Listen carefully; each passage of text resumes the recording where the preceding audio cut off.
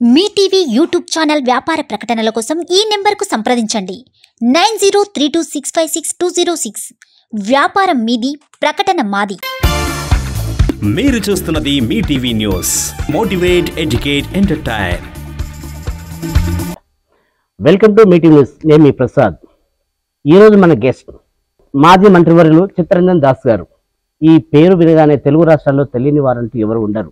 ఎన్టీఆర్ని ఊరగొట్టిన చరిత్ర సృష్టించిన రాజకీయ నాయకుడు ఎవరన్నా ఉన్నారంటే జక్కుల చిత్తరంజన్ దాస్ గారు. ఈరోజు ఆయన్ని అడిగి మరిన్ని విషయాలు తెలుసుకుందాం. సార్ నమస్కారం. సార్ నమస్కారం సార్, మీకు జాయింట్ కిల్లర్ అని ఒక పేరు ఉంది సార్. ఎలా వచ్చింది సార్ ఆ పేరు మీకు? ఏంటి దాని మీద ఒక ఇంట్రెస్ట్ ఏంటి సార్? ఆనాటి సీఎం ఆనాటి నేషనల్ ఫ్రంట్ చైర్మన్గా ఉన్నటువంటి పెద్దలు ఎన్టీ రామారావు గారు అతని నా చేతిలో ఓడిపోయినందుకు ఆ పేరు వచ్చింది సార్. అదే జనరల్గా అందరూ జాయింట్ కిల్లర్గా మాట్లాడారు. చెప్పండి సార్, ఇప్పుడు రాజకీయానికి ఏంటి తేడా సార్? అప్పటి రాజకీయాలంతా మేము హానెస్ట్ ఉన్నాం బాగా సార్. మేము ఎప్పుడు ఎలక్షన్లు పోయినా మా అభివృద్ధి కార్యక్రమాలు సంక్షేమ కార్యక్రమాలు చెప్పుకున్నాం. ప్రజలతో అత్యంత సన్నిహిత సంబంధం, కార్యకర్తలతో నాయకులతో సన్నిహిత సంబంధాలు ఉన్నాయి. ఈరోజు పరిస్థితి కోట్ల రూపాయలు విచారంగా ఉంది. ఇంత డబ్బులు ఖర్చు పెట్టి ఎలక్షన్ జరపాలంటే ప్రమాదం ఉంది అందరికి. సామాన్యుడు ఇప్పుడున్న రాజకీయాల్లో పోటీ పడగలుగుతాడా? అప్పుడున్న రాజకీయ నాయకులతో పాటు అప్పుడున్నప్పుడు మా సామాన్యుడు కూడా పోటీ చేయడానికి ముందుకు వచ్చేదిగా, ఇప్పుడు లేడు. పరిస్థితి తెలియదు ఇప్పుడు. నేను 85లో పోటీ చేసినప్పుడు, 89లో కూడా ఎంతమంది మీద పోటీ చేసినప్పుడు, మంత్రి చేసినప్పుడు కూడా జనం నాకే డబ్బులు ఇచ్చారు సార్. ఎంతోమంది మన స్నేహితులు అక్కడ సర్పంచ్లు వాళ్ళే పెట్టుకుంటారు పైసలు. ఎంతోమంది పైసలు ఇచ్చారు. మామూలు కూరగాయల మిఠాయిలు కూడా కలెక్ట్ చేసి ఇచ్చారు. నాకు బాగా జ్ఞాపకం గెలవాలి. ఎందుకంటే మేము కూడా ఎన్నడూ ఒకరిదే డబ్బు తీసుకున్నది కానీ, ఒక అవినీతి పనులు కానీ ఎక్కడ కూడా చేయడానికి ఎప్పుడు ప్రయత్నం చేయలేదు. ఎంతసేపు మనం అభివృద్ధి చేయాలి, కలకుర్తి వినియోగించుకోవాలి, భావి తరాలకు నా సర్వీస్ ఎటు ఉపయోగపడాలన్న ఆలోచన చేసాను తప్పితే పెద్దగా మేము ఎప్పుడు దాని మీద దృష్టి చేయలేదు. ఇన్ని సంవత్సరాల రాజకీయ చరిత్రలో ఇప్పటికీ మీ పేరు అలాగే ఉంది సార్. ఏంటి సార్ అసలు ఇప్పటికి అప్పుడున్న దానికి ఇప్పటికి మీ ఫీలింగ్ ఏంటి సార్ ఆ మాట వినగానే? ఒకటే నా అనుభవం లేని గురించి అంటే, నిజమే డబ్బుకు విలువ ఉంది, డబ్బు సంపాదించుకోవాలి, ఎక్కడో ఏదో విధంగా మందిని సతాయించు, అది చేసు, కరప్షన్ చేసి సంపాదాలి. అది సంపాదిస్తేనే రాజకీయాలు ఉంటాడు అన్న ఉద్దేశం చాలామందికి ఉంది. దాంట్లో నేను కూడా కాదంటలేను, కానీ నేను ఇన్ని రోజులు మళ్ళీ జనవంతరాన్ని గౌరవిస్తాను. ఎక్కడ పోయినా చిత్తరంజన్ దాస్ అంటే మంచివాడనో, లేకపోతే అరే మంచి అభివృద్ధి చేసిండను, ఓ రకంగా నా మీద సాఫ్ట్. ఎక్కడ పోయినా ఇన్ని సంవత్సరాల గ్యాప్లో కూడా నన్ను జనం రిసీవ్ చేసుకుంటారు. దానికి ఒకటే కారణం ఏంటంటే, నేను లైఫ్ అంతా హానెస్ట్గానే ఉన్నా. ఎప్పుడు కూడా నేను ప్రజలకు అందుబాటులో ఉన్నాం, పనిచేసేవాళ్ళు. మంత్రి ఉన్నా బెడ్రూమ్లోకి వచ్చేవాళ్ళు నా కార్యకర్త చాలామంది సైనికులందరూ. అదేవిధంగా ఎప్పుడు పని చేసేవాళ్ళం. ఆనాడు నక్సలైట్ విపరీతంగా ఉండేది. నక్సలైట్ సోదరులు ఎప్పుడు కూడా నా దగ్గర రాలేదు, ఎన్నడూ రాలేదు జీవితం. ఎప్పుడు కూడా అరే ఆయన తిరగమని చెప్పారు. మన చుట్టే ఉన్నారు. ఎప్పుడు కూడా నేను ఆఫీస్గా కూడా నా జోలికి ఎప్పుడు పని చేసుకుంటూ పోయినాం. కలకుర్తి అభివృద్ధికి ఎంతో చేసినాడు. ప్రజల అభిమానాన్ని ఇప్పటికే కొనసాగుతుంది కదా సార్. ఎలా ఉంది సార్ మీ ఫీలింగ్ ప్రజల మీద? అసలు బాగుంది. ఎక్కడ పోయినా అన్ని పార్టీలు కూడా గౌరవిస్తాను. నేను కూడా అందరినీ గౌరవిస్తాను. మన ఎప్పుడు నేను వేరే పార్టీ అని సతాయించడం కానీ, వాళ్ళ పర్సనల్ విషయాలు సతాయించడం కానీ, వాళ్ళ ఫైనాన్షియల్ విషయం ఎప్పుడు ఆలోచన చేయలేదు. నేను వచ్చే సాయం చేసిన తప్పితే నేను నష్టం చేసింది ఏం లేదు ఎప్పుడు. సార్, మీరు అప్పట్లో కాంగ్రెస్ నుంచి పోటీ చేశారు ఎన్టీ రామారావు గారి మీద. రాజీవ్ గాంధీ వచ్చి మీ ప్రచారంలో పాల్గొన్నారు అనేది ఒకటి ఉంది సార్. అవును, అది ఏది సార్ అసలు? అప్పుడు అంతమా అనంతరాములు గారని ఆనాటి ఎక్స్ఎంపీ, ఆనాటి కాంగ్రెస్ అధ్యక్షుడు ఎక్స్ఎంపీ, వారి యొక్క కృషి అంత నాదేం లేదు. నేను పేరు నాకు వచ్చింది కానీ ఆయనదే కృషి అంతా. నేను కార్యకర్త ఉన్నప్పుడు ఆయన 80 ఇక్కడ ఎంపీకి వచ్చిండు. అప్పటి నుంచి ఆయనకు అటాచ్మెంట్. నేను నిరంతర కృషి, హానెస్టీ అన్ని చూసి ఆయన నాకు ఎప్పుడు పనిచేసేవాడిని. జనంలో కూడా నా పేరు ప్రతిష్టలు అప్పుడు అందరూ చూసి నాకు 83లో ఉరుకుమారెడ్డి గారు టికెట్ ఇచ్చాను. ఆయన కొరకు మస్తు కృషి చేసినాం. అప్పుడు జయపాడి చాలా బలవంతుడు కదా, మాకు కాంగ్రెస్ కార్యకర్తలు లేకుండా అంత బలవంతులు. మేమే అంత కష్టపడి మొత్తం మీద ఏజెంట్లకు లేని పరిస్థితిలో కూడా ఆయన ఓడిపోయాడు. తర్వాత 85లో మరి నేను కాంటాక్ట్ చేసినాం. అందరూ సహకరించారు, ప్రజలు సహకరించారు, నాయకులు సహకరించారు, గెలిచినాం. 85లో కూడా అదేవిధంగా 89లో కూడా ఎన్టీ రామారావు వచ్చిన అప్పటికే నేను ఎమ్మెల్యే ఉన్నా కాబట్టి చాలా సర్వీసెస్ చేసి అందరూ మన నిర్ణయం. రాజీవ్ గారితో మీకు సంబంధం ఎలా ఉండేది సార్? నా పర్సనల్ లేదు కానీ అనంతరాముల వల్ల స్నేహితం. అనంతరాములు గారు ఎప్పుడు పోయేవాడిని. చాలా గొప్పవాడు రాజీవ్ గారు అంటే. ఆయన బయటకు వచ్చి నేను అనంతరాములు గారు పోతే ఆఫీస్కి పోతే లేచి వచ్చి డోర్ తీసి మళ్ళీ మాట్లాడి మళ్ళా పంపించేవాడు. అంత పొలైట్ లీడర్ ఒక ప్రధానమంత్రి ఎప్పుడు చూడలేను. Great personality. సార్ అప్పట్లో టికెట్ కన్ఫర్మ్ చేసినప్పుడు ఎన్టీఆర్ మీద పోటీ చేస్తున్నారు మీరు అంటే అప్పుడు ఇంకా మీకు భయం వేసిందా, లేకపోతే చేయగలుగుతామా, నెగ్గగలుగుతామా, జనాల్లోకి వెళ్ళగలుగుతామా, ఎలా తీసుకెళ్ళాలి, ఎలా చేయాలి ప్రచారం అని ఒక ఏదైనా చర్చ వచ్చింది సార్ మీ మధ్యన? నాకేం రాలే, నేను కాన్ఫిడెన్స్గా గెలుస్తారని. ఎందుకంటే మనకు మంచి ఆర్గనైజేషన్ ఉన్నది. అప్పుడు అందరూ సహకరించారు. ఆనాడు అవేరు చైర్మన్ వాళ్ళు కూడా నాకు సహకరించారు. మాధవన్ గారు మంచిగా సహకరించారు అప్పుడు 2 సెలక్షన్స్. తర్వాత నేను కూడా బాగా పనిచేసిన అన్ని సెక్షన్స్ మన కాంగ్రెస్ క్యాడర్తో సహా అన్ని సెక్షన్స్ నాకు సపోర్ట్ చేశారు. నేను గెలుస్తా నమ్మకం ఉన్నది గెలిచిన. అంటే ఒక మాట అంటే జనరల్గా ఎన్టీఆర్ గారు ఒక మాట అన్నారు, నేను కల్వకుర్తి నియోజకవర్గంలో నా చెప్పు నిలబెడితే గెలిపిస్తాను. ఒక మాట వల్లనే ఆయన ఓడిపోయాడు అనే దాని మీద. సో అది ఎలా చూడొచ్చు సార్? అది దానివల్ల అంత పెద్ద ఏం ప్రభావం లేదు. కానీ ఎక్కడో అన్నట్లు మన దగ్గర ఎవరిలే ఇట్లా చర్చకు వచ్చింది. కానీ ఆయన అన్నది కూడా జ్ఞాపకం లేదు. అంతేనా సార్? పెద్దగా నాకు దాని గురించి పట్టించుకోవాలి. అదొక ఇదే కాదు, కేవలం డబ్బు వల్లనే రాజకీయం చేయగలుగుతున్నారు, డబ్బు వల్లనే రాజకీయం నడుస్తుంది సార్. మీరు ఒక 40 సంవత్సరాల రాజకీయంలో కొనసాగుతూ ఉన్నారు కదా, ఎలా అనిపిస్తుంది సార్ ఇప్పుడు ఈ డబ్బును చూసి, మీకు ఈ రాజకీయ నాయకుల వ్యవస్థను చూసి? అదే కదా బాధ. ఇంత డబ్బులు ఖర్చు అయితే, ఇంత డబ్బులు ఖర్చు మన ఖర్చు అట్లే ఉంది. ప్రజలు బాగా ఎక్స్పెక్ట్ చేస్తున్నారు. నాయకులు ఎంప్లాయర్స్ కూడా డబ్బు అడుగుతుండ్రు. అది అన్యాయమైనటువంటి విషయం. ఆనాడు ఎంప్లాయర్స్ అందరూ నాకు కలెక్షన్ ఇచ్చేవారు. ఏదో పాపం కలెక్షన్ అంటే లక్షలు ఇచ్చేది లేదు. ఆనాటి పరిస్థితులు బట్టి అందరూ 5,000, 2,000 కలెక్షన్ ఇచ్చేవాళ్ళు. అది కూడా ఆనందంగా ఉండేది. కానీ ఈ కోట్ల డబ్బు ఇది చాలా ప్రమాదకరమైనటువంటి. ఇది డెమోక్రసీకి కూడా నష్టమే. భవిష్యత్తులో కూడా ప్రజలకు నష్టమే, డెమోక్రసీ ప్రజలు అర్థం చేసుకోలేకపోతున్నారు గొప్ప వాళ్ళు. ఇప్పుడు కరప్షన్ చేసే నాయకులు అయితే పర్వాలే. కరప్షన్ చేసే నాయకులు అయితే ఎంత ఖర్చు పెట్టినా సరే ఏం కాదు. ఆనెస్ట్ ఉన్న లీడర్లకు ఇబ్బంది అవుతుంది. ఆనెస్ట్ ఉన్న లీడర్కి ప్రజల డబ్బు ముట్టకుండా ఉండాలి. మా నారాయణ రెడ్డి గారు మనకు గెలిచిన ఎమ్మెల్యే కూడా అలాంటి వానికి ఎంత కష్టం. ఆయన ఆస్తులమి డబ్బులు ఖర్చు పెట్టాడు, మళ్ళీ బయట తప్పాడు. పెద్ద కరప్షన్ కాదు, అందరికి ప్రజలు అందుబాటుతాడు. ఎందుకంటే నాయకుల పరిస్థితి ఏంటి భవిష్యత్తు? ఇట్లా 2 మాటలు ఎలక్షన్ అయితే దివాళ తీసిపోతాడు. అది దాన్ని ఒప్పనేది. అంతంత డబ్బులు ఏమది పైసలా రాలా సార్? ఇలాంటి పరిస్థితి రాజకీయ నాయకులు తీసుకొచ్చారా, ప్రజలు అలవాటు అందరూ తీసుకొచ్చారు సార్. ఇటు రాజకీయ నాయకులు తీసుకొచ్చారు, ఏమంటే అడ్డంగా సంపాదించారు పెట్టింది. తర్వాత పార్టీలు కూడా అదే మీద చేసినాయి. అంతకుముందు కొంత డబ్బులు ఏదో, ఇప్పుడు నేను నా ఎలక్షన్లో పోటీ చేసేటప్పుడు నాకు ఎంత ఇచ్చారు? 50,000 అంతా అనంతరావు గారు తీసేవాళ్ళు. అంతవరకే మనకి అక్కడ వచ్చి పెద్ద ఖర్చు మామూలుగా అంతే. అంటే ఓపెన్ చెప్తున్నాడు. ఎక్కడ ఆ టైంలో 50,000 ఇచ్చి అది అనంతరావు పంపించారు. నాకు పార్టీకి వచ్చి అనంతరం వచ్చింది తెలియదు, వారు పంపించారు. ఇంకా అంతే. నేను పాపం అప్పటికే ఓడిపోయినారు అప్పుడు ఆయన. అది పాపం తిరిగి చేసినట్టు అందరూ మా బంధువులు స్నేహితులు అందరూ చాలా డబ్బులు ఇచ్చారు. ఆడికే తక్కువనే ఎమ్మెల్యే అయిపోయింది. ఎందుకంటే నాకు ఎవరు కార్యకర్తలు అడగలేను. నన్ను అందరూ ఆనెస్ట్గా ఉన్నారు. ఉన్నది ఆ ఖర్చులతో అంత గడిచిపోయింది. ఆనాడు లీడర్స్ అట్టేవారు. పాపం ఆనాడు రుక్మారెడ్డి గారు ఉండే మా వారందరూ బాగా సహకరించారు. ఇక అదేవిధంగా ఎన్టీ రామారావు పోటీ చేసినప్పుడు కూడా పెద్దగా ఏం లేదు. రాజీవ్ గాంధీ గారు వచ్చారు అప్పుడు. ఎన్టీ రామారావు పోటీ జరిగేటప్పుడు ఇక్కడికి రాజ్భవన్కి వచ్చిండు. అనంతరావు పరిచయం చేసిండు. Sir this fellow is contesting NT Ramarao, sitting chief ministers, ఇది ఆల్సో ఎమ్మెల్యే అన్నాడు. వెంట రాజీవ్ గాంధీకి ఒకసారి మాట్లాడినా వెరీ గుడ్ అని చెప్పి నాకు తెలుసు పోతేదారు ఉన్నాడు అప్పుడు. తెలుసా Poddar whatever he want just provide అని ఎట్లా మాట్లాడిపోయాడు. పోదార్ అని పిలిచిండు. Others how much party fund you want? 2 lakhs అన్న. Just 2 lakhs enough.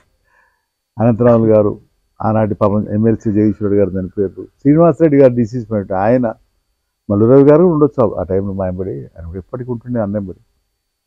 అందరు బాగా తిట్టిన్నారు. అరే నువ్వు ఏమి మనిషివా 2 లక్షలు ఆడతావా, ఆయన ఎట్లా పోటీ చేస్తావు, ఎట్లా గెలుస్తావు, ఆయన చూపించిన మీద అంటే నాకు సార్ నేను ఇంత డబ్బు అడగలేదు, నేను తీసుకోలేదు, 2 లేవు నా దగ్గర, ఇవ్వలేదు. ఇక నాకు అంతకన్నా అంటే ఆయన తిట్టి పాపం ఆయన్ని ఇంత డబ్బు కొంచెం అరేంజ్ చేసిండు సొంతంగా. అనంతరావు గారు ఇచ్చింది, ఇక స్నేహితులు బంధువులు ఇచ్చారు. తక్కువనే ఎలక్షన్ అయిపోయింది. అప్పుడు ఇంత ఖర్చు లేదు సార్. ఏం లేదు, అట్లా మంచి ఖర్చు అయింది. అందరు బాగున్నారు, అందరు సహకరించారు, కలిసింది. మనకు అప్పటికే 85లో పని చేసినాం బాగా. ఇవన్నీ ప్రభుత్వం చేసిన కానీ అంతా మనం శ్రమ ఇది చేసినాం. అప్పుడు సుద్దకల్ బ్రిడ్జ్ మనం తీసుకొచ్చినాం. అప్పుడు నేను ఎమ్మెల్యే ఉన్నప్పుడు మన ఎవరు మన మహేంద్రనాథ్ గారు మంత్రి ఉండే, ఆయన దగ్గరికి పాపం ఆయన మంత్రి సహకరించాడు. ఆయన మంత్రి ఉండే. నేనంటే చాలా మొదటి నుంచి మా ఫాదర్కు ఆయనకి బాగా దగ్గర సంబంధం. మా ఫాదర్ కాంగ్రెస్ ప్రెసిడెంట్గా 10-14 సంవత్సరాలు ఉండే. రాజకీయ ఫ్యామిలీ, అడ్వకేట్ చిన్నప్పటి నుంచి ఇదే. ప్రతి మీటింగ్ అచ్యుత్ రెడ్డి గారు కానీ మంత్రిగా, లేకపోతే ఎవరు మన మహేంద్రనాథ్ గారు ప్రతి మీటింగ్ మన ఇంట్లే కదా, మన ఇల్లే ఆఫీస్గా ఉండే, అక్కడనే ఉండేది.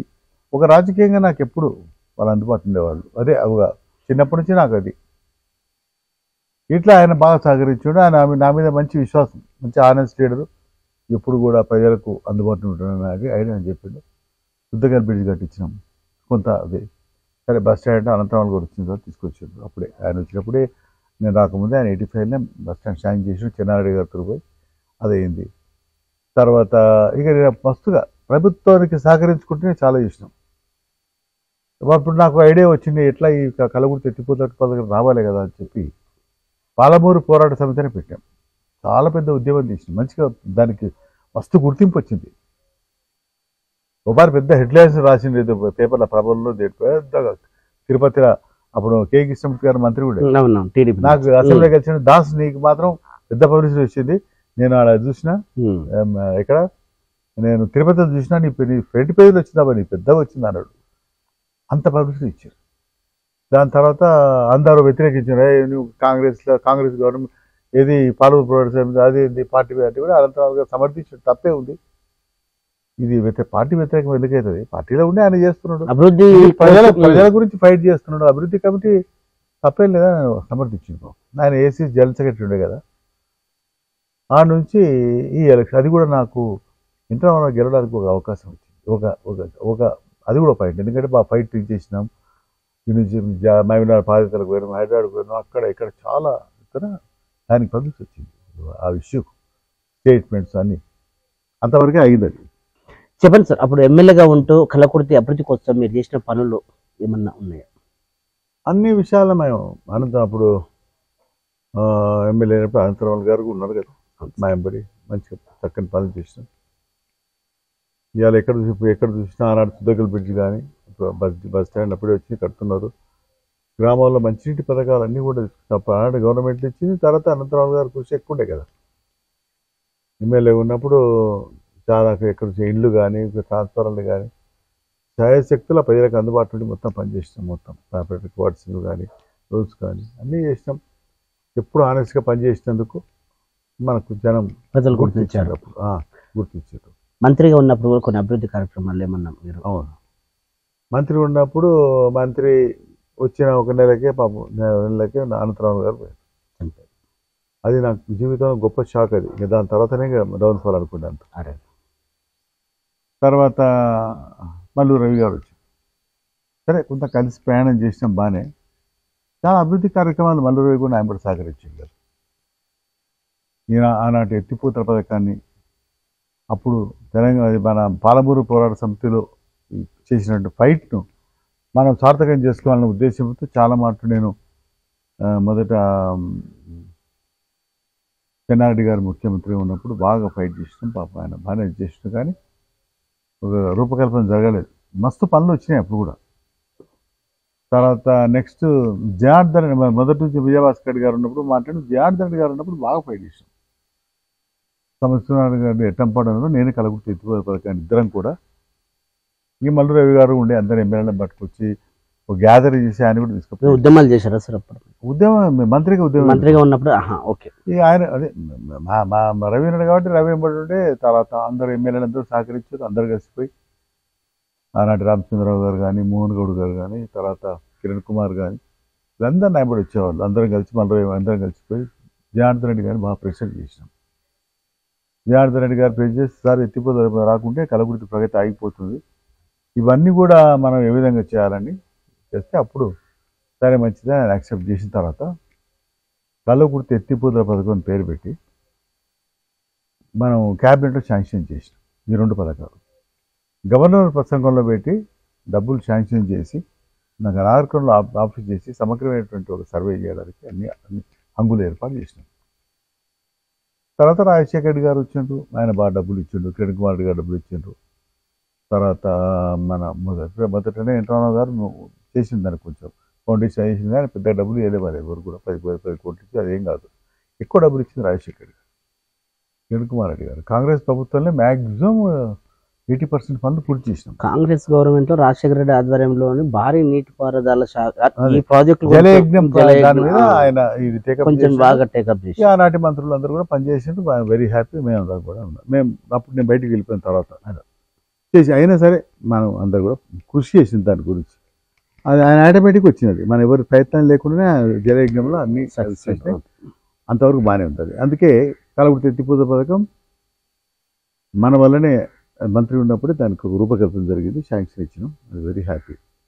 దాని తర్వాత నేను మంత్రి వచ్చిన కొత్తలో ఎక్కడ కరెంట్ లేదు, వీక్ కరెంట్ గ్రామాలు, ఏ బోర్ దగ్గరికి 1 నిమిషం కూడా నడవదు, వెంటనే కాలిపోయేది మోటార్, స్టార్ట్ ఎగిరిపోయేది. అయితే నేను ఆఫీసర్లను పిలిచి అడిగిన అసలు ఏంటి దీనికి రెమెడీ ఏంటంటే, సార్ ఏం లేదు, ఎన్నైనా సబ్స్టేషన్లు పెట్టి ఇక్కడ 220 kV రావాలి, లేకపోతే ప్రమాదం కష్టమవుతుంది అన్నాడు. వెంటనే నేను బయలుదేరి హైదరాబాద్కు ముఖ్యమంత్రి జనార్దన్ రెడ్డి గారు అడిగా, సార్ మాకు 220 kV అర్జెంట్గా ఇవ్వాలి, ఇవ్వకపోతే మాకు రైతులు తట్టుకునే పరిస్థితి లేదు అంటే, లేదు దాస్ ఈసారి వేరే దిక్కిచ్చినా నెక్స్ట్ ఇయర్ ఇస్తా అంటే, లేదు సార్ మొత్తం ఆ రైతులు చచ్చిపోతారు. అరే నీకు మంత్రి ఇస్తే అంటే, మంత్రి లేకుండా బాధ సార్, నాకైతే అది ఇవ్వండి ముందు అని చెప్పాను.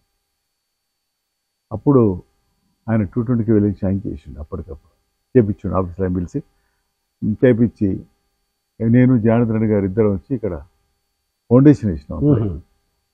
తర్వాత ఆయన దిగిపోయాడు. 8 నెలలు కూడా విజయభాస్కర్ రెడ్డి గారు చేపించినాడు. ఇద్దరం కలిసి ఇక్కడ దీన్ని కంప్లీట్ చేసినాం. ఇనాగ్రేషన్ చేసినాం విజయభాస్కర్ రెడ్డి, మేము అందరం కలిసి. మళ్ళీ రేపు కూడా ఉండే కదా, అందరం కలిసి చేసినాం. ఇక అదేవిధంగా మస్తు ఎన్ని సబ్ స్టేషన్స్, 100 ట్రాన్స్ఫార్మర్ నా హ్యాండ్లో ఎక్కడ చూసినా. అసలు నేను వచ్చే కొత్తలా ఎక్కడ గ్రామాల్లో కరెంటే తక్కువ లేదు, నీకు తాండాల కరెంటే లేదు, వ్యవసాయమే లేదు, హరిజన వాళ్ళ వ్యవసాయం లేదు, బీసీలకు కాలనీ ఎక్కడ లేదు.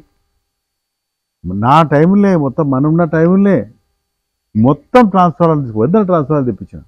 సబ్స్టేషన్ చాలా సబ్స్టేషన్ చేసినాం. ఎక్కడ చూసినా నీకు అన్ని తాండాలు అన్ని ఇట్లా ఎలక్ట్రిఫికేషన్ చేసినాం. వాళ్ళకు ట్రాన్స్ఫార్మర్లు ఇచ్చినాం, వాళ్ళు వాళ్ళకి బోర్లు వేయించినాం, వాళ్ళు మోటార్స్ అన్నీ వాళ్ళు తీసుకొచ్చి వాళ్ళు వ్యవసాయం చేసినాం. నా టైంలో బాగా అయింది ఇదంతా. తర్వాత ఇండ్లు కట్టించినాం.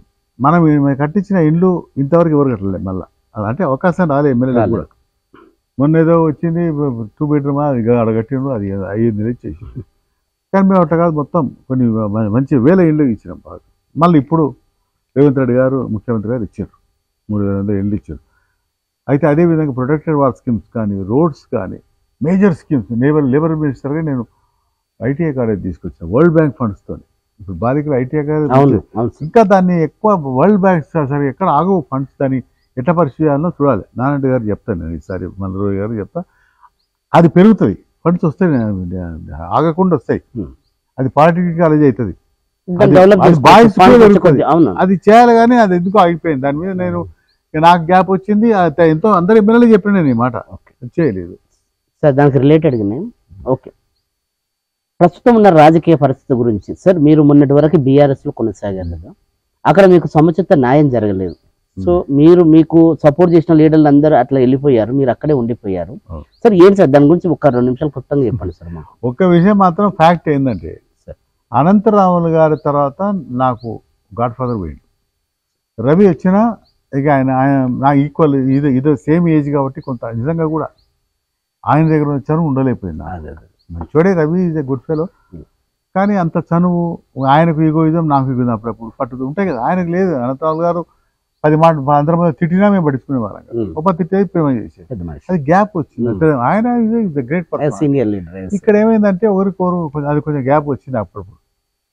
ఎంతమందికి చేసినాం సరే, రవి గారికి చేసినాం, అది పక్కకు పెట్టు. తర్వాత ఎందుకంటే మన అనంతరాములు గారి వల్ల మనం వచ్చాం. ఇవాళ మాట్లాడుతుంటే అనంతరాములు గారు పుణ్యమే. ఎమ్మెల్యే చేసిండు, మంత్రి చేసిండు, పెద్ద చరిత్ర చూపించిండు, ASC youth Congress council member చేసిండు, జనరల్ సెక్రటరీస్ అన్నీ ఆయన. మనం ఏం మాట్లాడలేదు. ఆయన యొక్క వల్లనే నేను ఇవాళ మనిషిగా రాజకీయ నాయకుడిగా ఈ భూమి మీద నిలబడ్డా. కాబట్టి ఆ కృతజ్ఞత నాకు ఎప్పటికి ఉంటుంది లైఫ్ అంతా, వాళ్ళ ఫ్యామిలీ మీద, వాళ్ళ మీద ఎప్పటికీ. అదేవిధంగా మల్లురావు గారు సరే ఆయనకు చేసినాం. దాని తర్వాత వచ్చినటువంటి అందరు కిష్టారెడ్డి గారికి చేసినాం. తర్వాత నీకు ఎమ్మెల్యేలు ఎవరు రవిచంద్ర రెడ్డికి చేసినాం, జయపాల్ దగ్గర 2 మాటలు చేసినాం. ఒక దురదృష్టం ఏంటంటే గెలిచిన 15 రోజులకే నన్ను దూరం పెట్టాడు. అంత భయపడరు నాకు. వీడి మళ్ళీ అడ్డం వస్తాడను దేనికో నన్ను ఎప్పుడు ఎందుకు దూరం పెట్టాల్సి వచ్చింది అర్థం కాలేదు. అంత రాజకీయంగా భయపడ్డారా లేకపోతే ఎందుకో దూరం పెట్టిండ్రు. నేను కూడా పట్టించుకోలే. నన్ను పిల్లలు ఏం మాట్లాడడం కానీ దూరంగా ఏది కూడా అంత దూరం పెట్టారు. శత్రులే దుష్పారేసింది అందరూ. అక్కడ కొంచెం నాకు ఇబ్బంది అయింది. తర్వాత జయపాల్ గారు కాంగ్రెస్కి వచ్చారు. న్యాచురల్గా ఆయన వర్గం వ్యతిరేకంగా ఉన్నది ఆ టైంలో. సరే ఇక ఆయన పెద్దగా నాకు వ్యతిరేకించలేదు, అనుకూలించలేదు, ఇష్టపెట్టి నడిచింది ఆయనది. అదేవిధంగా నంద్యాల గారు ఎమ్మటి తిరుగుతుంది మొత్తం పార్లమెంట్ అంతా. రాములు గారికి చేస్తే వాళ్ళు కూడా కనీసం నాతో మాట్లాడగానే కష్టమైపోయింది అందరికి. నేను కూడా ఒక పారి మంత్రి చేస్తున్నాను కదా, నేను అందరి దగ్గర పోయి నిలబడి అలవాట్లేదు నాకు. ఎందుకు వచ్చింది సార్ రాజకీయ పరంగా? మీరు అందరు ఫ్రెండ్లీగా ఉండేవాళ్ళు కదా సార్, ఎందుకు వచ్చింది? నేను కూడా ఎప్పుడు ఒకటి ఏంటంటే, నేను ఎక్కడ పార్టీలో నేను చేంజ్ చేసినా నా రెస్పెక్ట్ కొరకే చేంజ్ చేసిన. వాళ్ళని డబ్బు అడిగింది లేదు, లేదా వాళ్ళ పదవి అడిగింది లేదు. వచ్చినట్టే వాళ్ళు నానంటే దూరం పెట్టేసింది. ఆ గ్యాప్ వచ్చింది. ఒక అదృశ్యం ఏంటంటే ఇప్పుడు రావడానికి కూడా కారణం మొన్న బీజేపీ నాయకులు పాపం జితేందర్ రెడ్డి గారు కానీ నా వారు మన ఈటల రాజేందర్ గారు సంజయ్ గారు ఇంటికి వచ్చారు. మీరు రావాలి చేయాలి అది అంటే మంచిగా టికెట్ ఇస్తున్నారు. కిషన్ రెడ్డి గారు పిలిచి టికెట్ ఇచ్చారు. మనకు కృతజ్ఞతగా ఉన్నాం. అయితే నేను పక్క కాన్స్టిట్యున్సీ జడ్చీలు ఇచ్చే వరకు జడ్చీల 15 రోజుల ముందు పోయాం. అక్కడికి నేను పార్టీ ఫండ్ కొద్దిగా ఇచ్చింది నాకు, కానీ నేను అంతకన్నా డబుల్ ఖర్చు పెట్టి ఎక్కడ జనం నాయబడి ఎన్ని జులుసులు తీసినాం, ఎన్ని మీటింగ్లు పెట్టినాం, ఏ గ్రామం పోయినా పెద్ద ప్రచారం అయితే చేసినాం. బీజేపీకి పెద్ద పేరే తీసుకొచ్చాం. సరే జనం అయితే ఒకటి ఏంటంటే జనం బీజేపీలో ఉన్నటువంటి కార్యకర్తలు చాలా ఆనెస్ట్ పేరు అందరూ పాపం రూపాయలు లేకుండా చేస్తారు సార్. నాయకులు అంతా మంచి వాళ్ళు ఏం గారు. మీ మీద పోటీ చేసిన లీడర్ కూడా కొత్తగా నుంచి ఎన్ఆర్ఐకిలో వచ్చిన క్యాండిడేటే కదా సార్. అతను కూడా 10 ఏళ్ళ నుంచి కాంగ్రెస్ లో ఉన్నాడు. ఏమైందంటే అతనికి న్యూ కమర్ కాబట్టి పెద్ద బ్యాడ్ నేమ్ లేదు కదా, ఫస్ట్ పాయింట్ చెప్పుకోవడానికి. రెండోది టీఆర్ఎస్ ఓడగొట్టాలని అందరికి ఉన్నది. అది రాష్ట్రం అంతా ఉంది, ఈడ కూడా ఉంది. అంతా వాళ్ళు 10 ఏళ్ళ నుంచి వచ్చి ఇక ఆయన మీద వ్యతిరేకంగా చాలా ఉన్నది.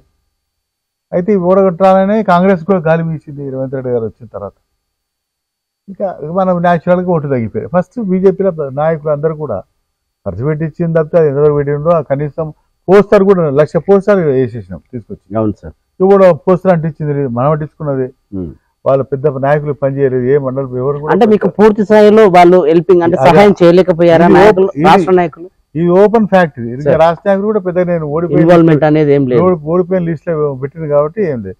పాపం నాకు నామినేషన్ గోవా సీఎం వచ్చిండు, ఒకరు ఈటల రాజేందర్ గారు వచ్చిండ్రు. గతం మించి పెద్దగా ఎవరు రాలేదు దగ్గరికి. అన్ని నేను బాగా ధైర్యం చేసి ఖర్చు పెట్టినా కానీ ఆ ఖర్చుకు తగ్గట్టు ఏవి కూడా లీడర్లు సహకరించాలి. పాపం వాలంటరీగా అందరు వచ్చిండ్రు. అంతవరకు బాగానే ఉంది. మన ఓడిపోయాం. సరే నేనేం పట్టించుకోలేదు, డబ్బులు ఖర్చు అయినాయి నాకు బాగా అయినా సరే ఏముంది మనం పెట్టాం.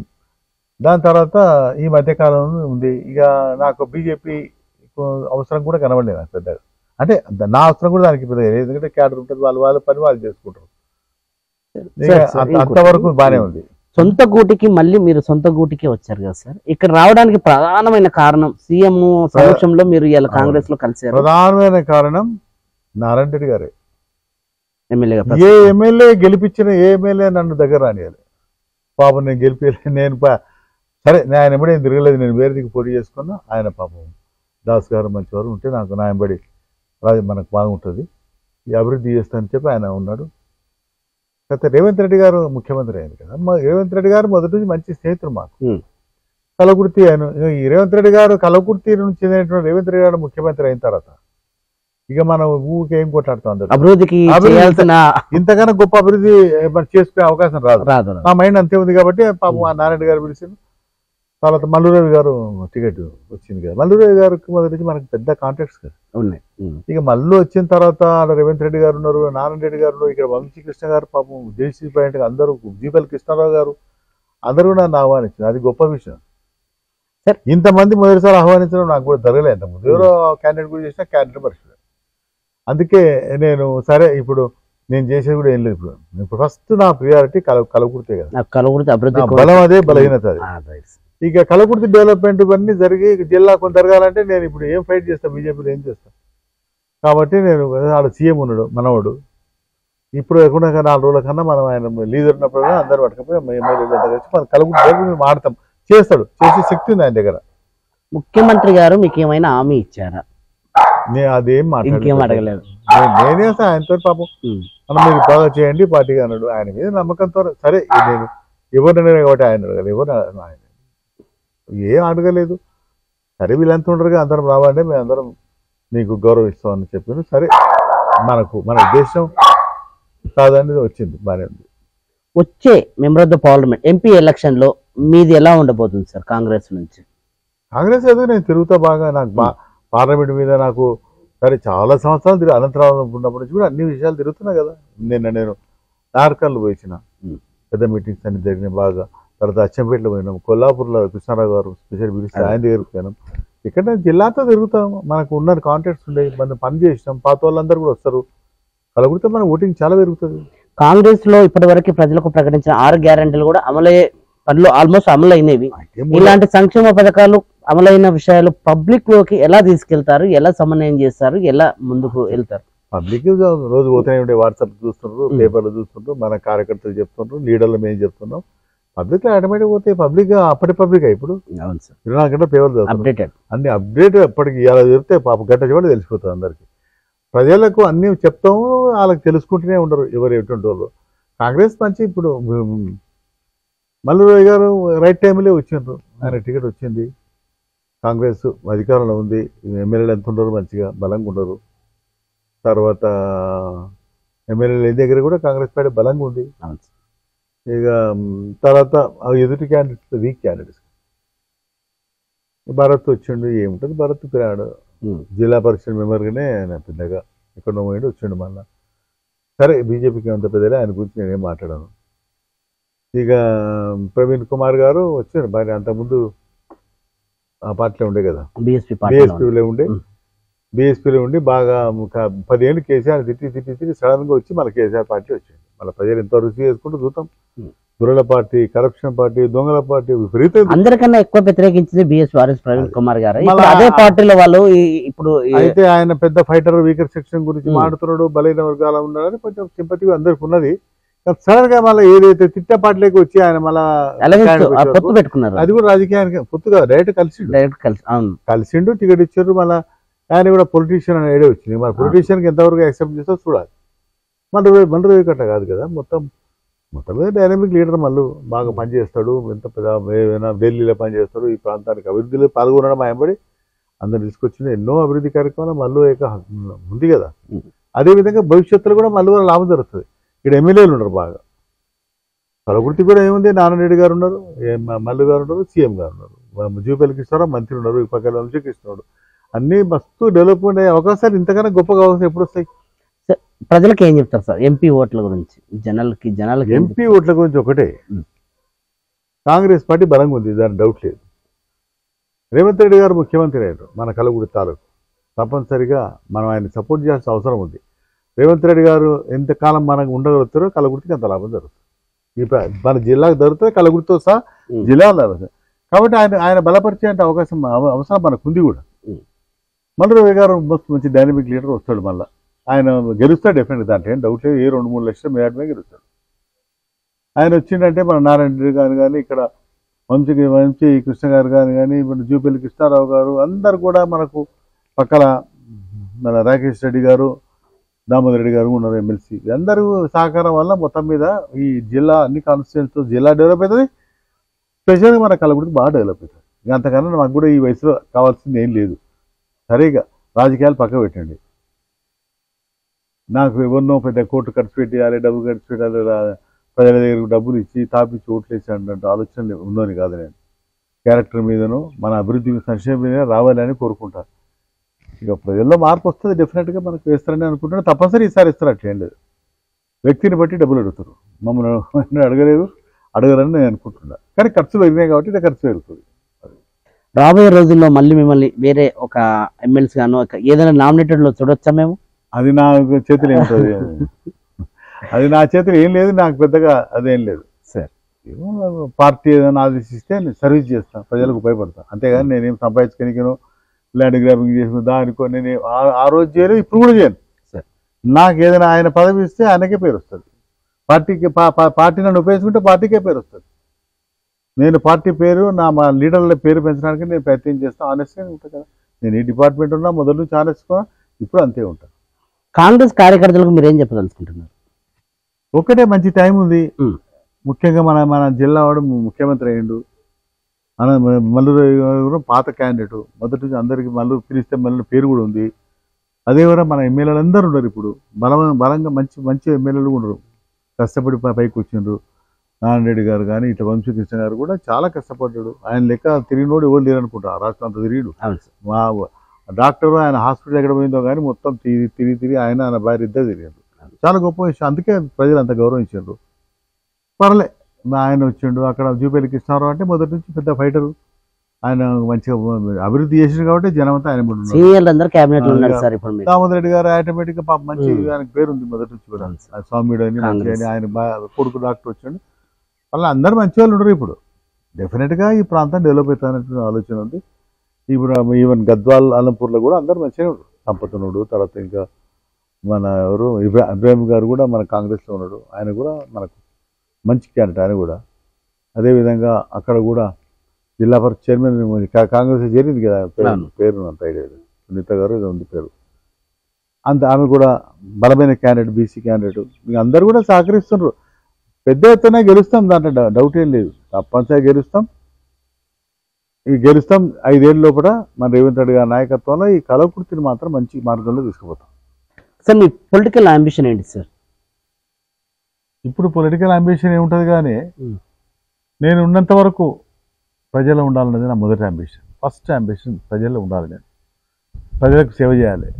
నా జీవితం ఏదో కలవకుర్తిలో పుట్టిన మనం ఎక్కడో ఇంత పెద్ద అనేక మంది ప్రజల నాయకులు అందరూ అభిమానం చూడగలం. 2 మాటలు ఎమ్మెల్యే అయినా ఎన్టీ రామారావు అంటే గొప్పవాడిని గెలిచే అవకాశం ఈశ్వరుడు నాకు ఇచ్చిండు. ఆయన సీఎంఏ కాదు, నేషనల్ ఫ్రంట్ చైర్మన్ కూడా, ప్రధానమంత్రి క్యాండిడేట్. ఆయన అంత గొప్పవాడిని ఓడించే అవకాశం వచ్చింది. అది నాకు గొప్పతనం కాదు, కానీ భగవంతుడు ఇచ్చే వరం అది. అంత గొప్పవాడిని ఓడించే అవకాశం అందరికీ రాదు కదా, వచ్చింది. 2 రాష్ట్రాలకు నేను మంత్రి అయినా, ఎంతో పేరు సంపాదించుకున్నాను. 2 రాష్ట్రాల్లో కూడా చాలామంది నన్ను లైక్ చేస్తారు. హానెస్ట్గా ఉన్నాం, ఎక్కడ కూడా పెద్దగా నాకేం లేదు. ఇంకా మళ్ళీ అంతకన్నా గొప్ప చరిత్ర కానీ అంతకన్నా పేరు కానీ నాకు పొలిటికల్గా వచ్చేది ఏముంటుంది.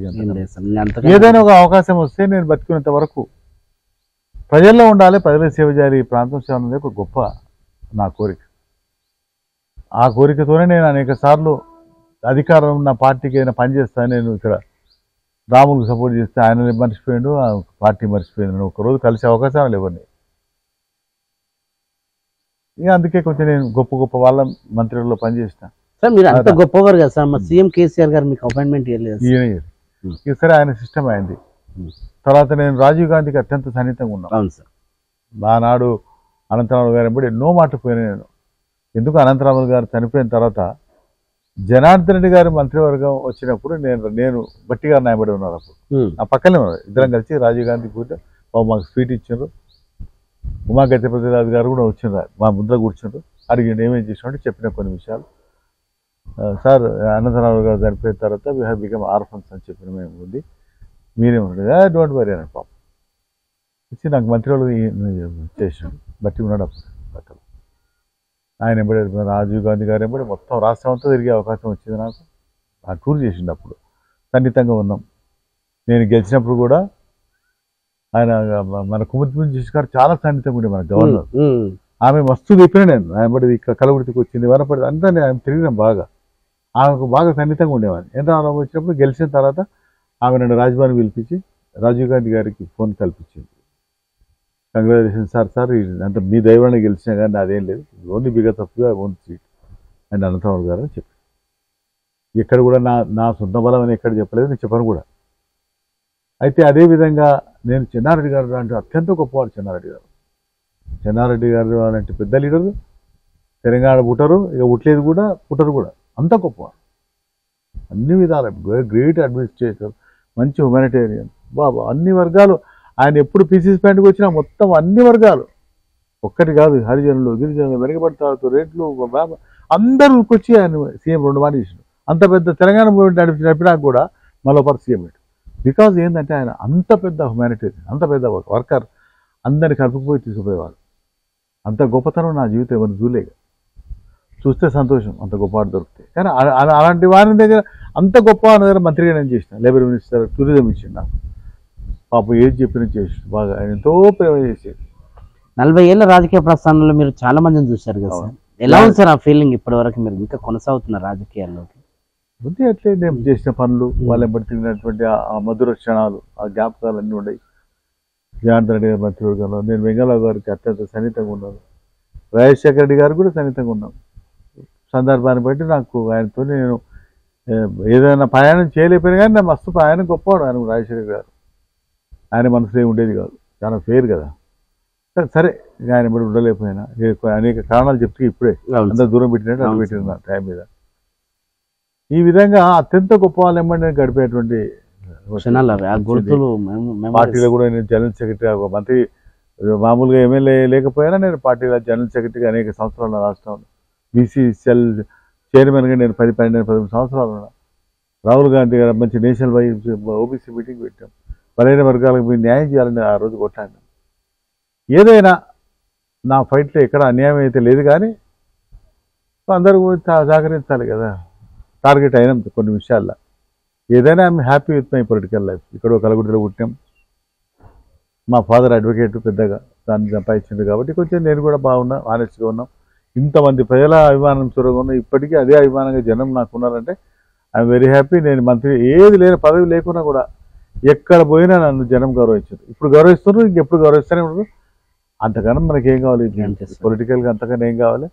ఏదన్నా నాకేదైనా అవకాశం వస్తే అది సర్వీస్ చేసి ఉపయోగపడుతుంది, ప్రజలకు సర్వీస్ చేయడానికి, ప్రాంతానికి సర్వీస్ చేయడానికి ఉపయోగపడుతుంది. అంతే తప్పితే నాకు ఇచ్చినటువంటి నాయకులకు వాళ్ళకి పేరు వస్తుంది, పార్టీకి పేరు వస్తుంది, కానీ అదొక్కటే నాకు ఉన్నది. ఏంటి ఏదంటే ఒక్కటే లాస్ట్ అంబిషన్ అంటే నేను ఉన్నంత వరకు ప్రజలు ఉండాలన్నది అంబిషన్, అంతకన్నా ఏముంది. Sir thank you so much అండి. మీరు మనస్ఫూర్తిగా మేము కోరుకుంటున్న మీ టీవీ న్యూస్ నుంచి మళ్ళీ మంచి రోజులు రావాలి, మీరు ఆనందంగా ఉండాలి, హ్యాపీగా ఉండాలని మనస్ఫూర్తిగా కోరుకుంటూ మీ విలువైన సమయాన్ని మీ టీవీ న్యూస్కి వచ్చినందుకు థ్యాంక్ యూ సో మచ్ అండి. Thank you sir. ఇది చూస్తూనే ఉండండి మీ టీవీ న్యూస్ ప్రసాద్. మీ టీవీ యూట్యూబ్ ఛానల్ వ్యాపార ప్రకటనల కోసం ఈ నెంబర్కు సంప్రదించండి 903226562006. వ్యాపారం మీది, ప్రకటన మాది. అన్ని రకాల సమస్యలని మొత్తం అందరికీ తెలియజేస్తుంది. ప్రజల్లో అవేర్నెస్ తీసుకురావాలి. అన్ని రకాల మీ టీవీ అనేది అందరి టీవీ లాగా ఉండాలి.